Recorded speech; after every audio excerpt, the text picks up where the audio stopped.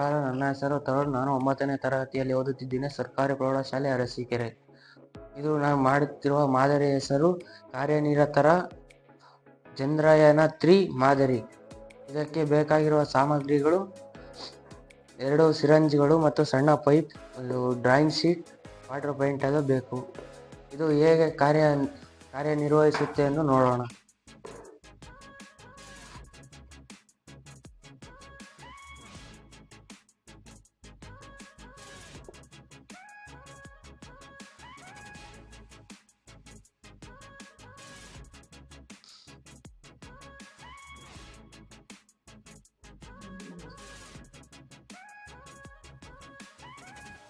ನಿರ್ವಹಿಸುತ್ತದೆ.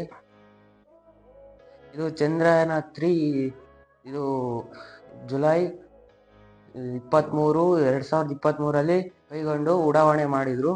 ಇದು ಆಗಸ್ಟ್ 23ರಂದು ಚಂದ್ರನ ಅಂಗಳಕ್ಕೆ ತಲುಪಿತು.